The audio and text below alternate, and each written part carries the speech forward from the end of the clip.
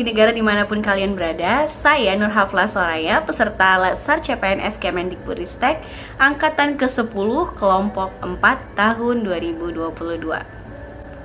Aparatur sipil negara mempunyai peran yang sangat penting dalam rangka menciptakan masyarakat madani yang taat hukum, berperadaban modern, demokratis, makmur, adil, dan bermoral tinggi dalam menyelenggarakan pelayanan kepada masyarakat secara adil dan merata, menjaga persatuan dan kesatuan bangsa dengan penuh kesetiaan kepada Pancasila dan Undang-Undang Dasar tahun 1945. Kesemuanya itu dalam rangka mencapai tujuan yang dicita-citakan oleh bangsa Indonesia. Pemerintah telah mengeluarkan Undang-Undang Nomor 5 Tahun 2014 tentang aparatur sipil negara untuk mengelola aparatur sipil negara menjadi semakin profesional. Nah, apa sih sebenarnya pengertian dari manajemen ASN itu? Manajemen ASN adalah pengelolaan ASN untuk menghasilkan pegawai ASN yang profesional, memiliki nilai dasar, etika profesi, bebas dari intervensi politik, bersih dari praktik korupsi, kolusi, dan nepotisme. Manajemen ASN lebih menekankan kepada pengaturan profesi pegawai sehingga diharapkan agar selalu tersedia sumber daya aparatur sipil negara yang unggul selaras dengan perkembangan zaman. Dalam pelaksanaannya, manajemen ASN menggunakan sistem merit yang berdasarkan pada objektivitas. ASN menjadi pilihan bagi berbagai organisasi untuk mengelola SDM. Kualifikasi, kemampuan, pengetahuan, dan juga keterampilan menjadi acuan dalam pengelolaan ASN.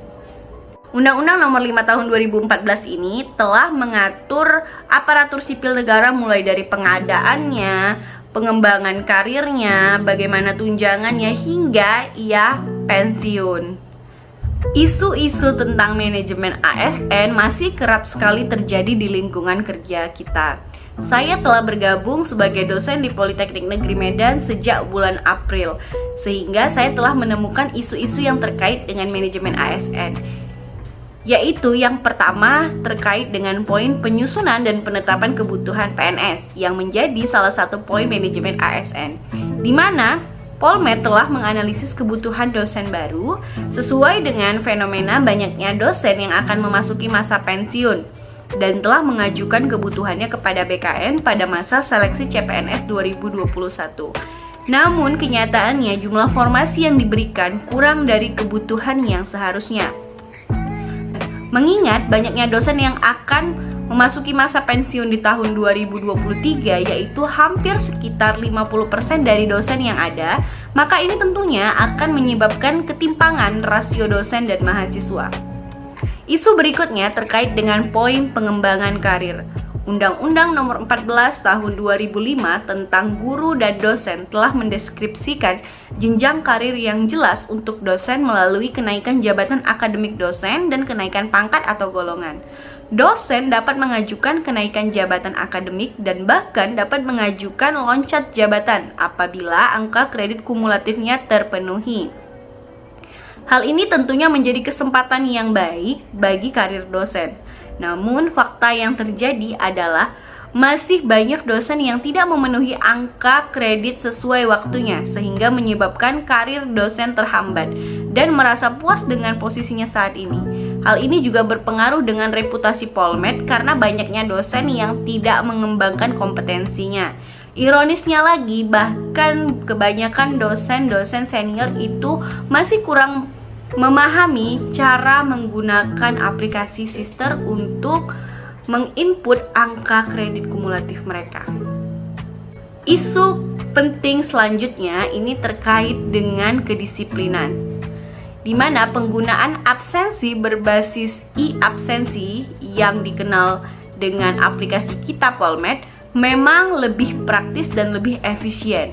Namun kondisi yang terjadi adalah banyak dosen dan pegawai yang semakin tidak disiplin untuk hadir dan pulang sesuai jam kerja. Karena aplikasi e-absensi Polmed ini dapat dilakukan dari rumah masing-masing selama masih dalam radius jarak maksimal 30 km.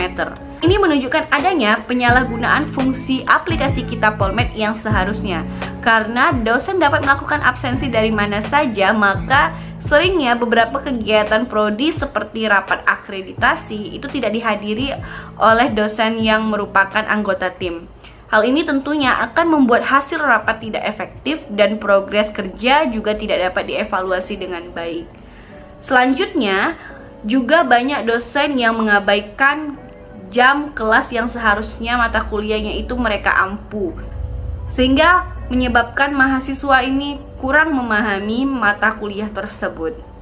Selanjutnya, ketiga isu ini dianalisis lebih lanjut menggunakan APKL dengan komponen penilaian yaitu aktual, problematik, kekhalayakan, dan layak.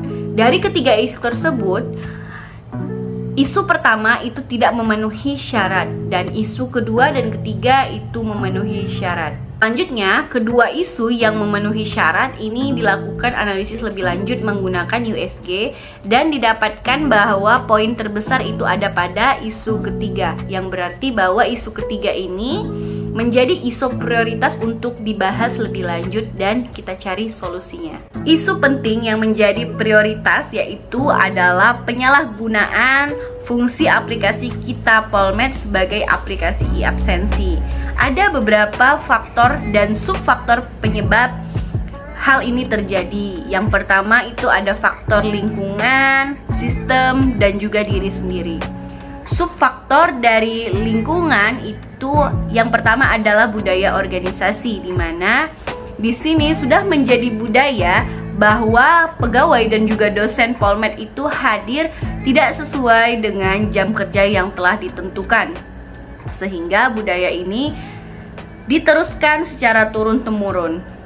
Lalu subfaktor yang kedua itu tidak ada sanksi yang ketat, sehingga tidak menyebabkan efek jera kepada dosen dan pegawai yang tidak mematuhi faktor kedisiplinan ini. Lalu dari faktor sistem ini ada beberapa subfaktor. Yang pertama, pengaturan lokasi jarak yang terlalu jauh. Radius maksimal 30 km itu sudah bisa mencapai jangkauan di luar kota Medan atau di luar kota Medan. Sehingga di sini kurang efektif penggunaannya karena dosen dan pegawai itu dapat melakukan absensi dari rumah mereka. Hal inilah yang menyebabkan dosen dan pegawai itu jadi merasa malas untuk bisa hadir karena dari rumah saja juga sudah dapat melakukan absensi. Subfaktor kedua yaitu kamera tidak dikhususkan untuk mendeteksi wajah. Jadi aplikasi Kita Polmed itu merekam absensi menggunakan foto, tapi tidak dikhususkan foto wajah. Artinya kita bisa saja foto apapun yang ada di sekeliling kita, misalnya dinding atau lantai atau apapun, sehingga ini dapat saja difiktifkan karena tidak harus wajah. Untuk itu maka di sini perlu ada perbaikan dari sistemnya. Mungkin kamera yang ada di aplikasi Kita Polmed itu dikhususkan untuk dapat mendeteksi wajah. Dari faktor diri sendiri ada juga beberapa subfaktor yang mempengaruhi. Yang pertama adalah manajemen waktu yang tidak baik. Seringnya di sini para dosen dan pegawai Polmed karena memang sudah budaya yang turun-temurun untuk tidak disiplin, sehingga mereka juga susah untuk mengatur waktu mereka dan membagi mana yang menjadi kepentingan pribadi dan mana yang menjadi kepentingan instansi, dan banyaknya sifat-sifat yang menunda-menunda pekerjaan. Subfaktor yang kedua yaitu di sini mengutamakan kepentingan pribadi, di mana di sini para pegawai atau dosen yang telah memiliki keluarga biasanya itu lebih mementingkan kepentingan dari keluarganya, sehingga mengesampingkan kepentingan-kepentingan yang seharusnya menjadi kewajibannya di Polmed. Subfaktor yang ketiga itu adalah kurangnya motivasi kerja. Kebanyakan dosen dan pegawai Polmed itu sudah berada di zona nyaman sehingga tidak mau meningkatkan kompetensinya karena mungkin kurangnya kesejahteraan sesuai dari yang mereka harapkan. Ada beberapa hal yang menjadi dampak jika isu ini tidak segera diselesaikan. Yang pertama, waktu kerja yang tersedia tidak dapat digunakan secara efektif dan efisien. Yang kedua, jam belajar mahasiswa juga menjadi lebih singkat sehingga pemahaman mahasiswa akan lebih berkurang. Yang ketiga, itu tidak dapat menyelesaikan pekerjaan sesuai deadline yang telah ditentukan. Yang keempat, mahasiswa sulit untuk melakukan bimbingan skripsi karena dosennya jarang ada di tempat. Dan yang terakhir itu citra yang buruk di masyarakat bahwa ASN memiliki jam kerja yang fleksibel. Ini yang sering terjadi di lingkungan sekitar kita.